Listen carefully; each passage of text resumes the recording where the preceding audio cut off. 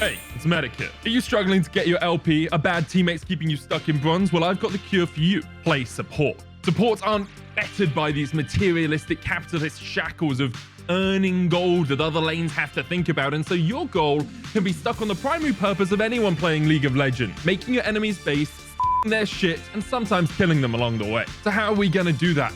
Roaming. Roaming.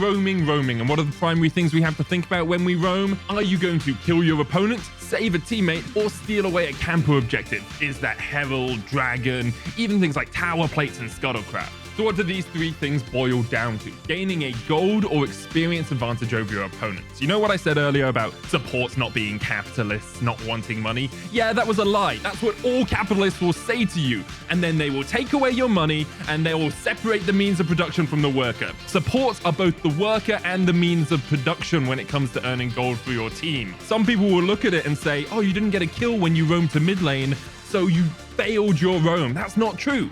If you're denying the enemy mid laner experience or CS, if he has to base or if he has to burn teleport to get back into lane, you are earning advantages for your team.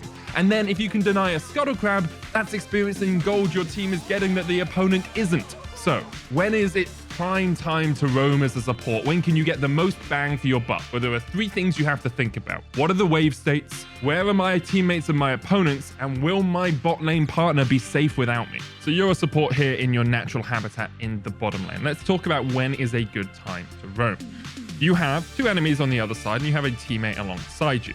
In this position, with the wave setting up in the mid lane, it is very difficult for you to roam because if I now leave the lane, like this, my AD carry is very susceptible to being jumped on by the enemy team. So let's come back in here and let's move around these dummies a little bit. So let's talk about the second scenario where you could think about roaming around. I'm alongside my teammate here, and my enemies are pushing up the wave towards me. And you might think, oh, this is an okay time for me to go. The minions are going to get towards the tower, but my AD carry teammate is pretty safe farming underneath this turret.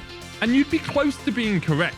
The only issue is, if there is an enemy jungler looking for a gank and I've decided to leave and go towards mid lane, my ally is now in a very compromising situation where there are 1, 2, and 3 people who can potentially dive them under tower. Alongside that, I am losing out on all the gold and the experience that come from having a minion wave crash into the tower. This loses me quite a lot of levels and gives the enemy quite a large advantage.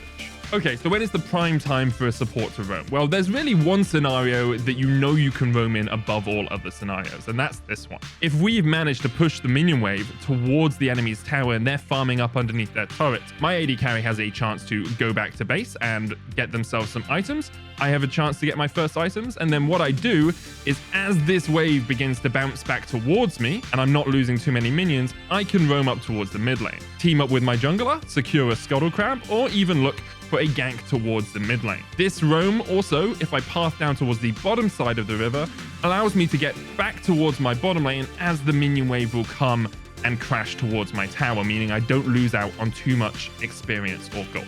Now, an example of an efficient or a good roam that you see really commonly in pro play is the first base roam. What this entails is the first time your bot lane bases, the support, instead of going straight back to bottom lane themselves, will roam towards the mid lane. Why is this a good roam? Well, let's have a look at the components.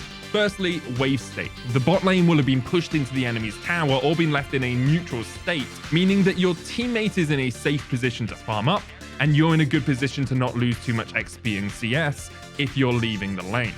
Secondly, the mid lane wave can be set up so that it's pushing towards your teammate's tower, making the enemy mid laner overextend. And thirdly, because you can team up with your jungler on a roam like this, you know that you are at least even in numbers if the enemy support roams, or you have a numbers advantage if they don't. This overall makes it a great play not only to get kills, but also to set up a vision advantage in the river, play for Dragon, play for Herald, or even look for future games. So when you're autofilled, don't forget about the miracle cure for a bad AD carry, roaming. And if you enjoyed this and want to see more esports content, why not check out the Jaxon app?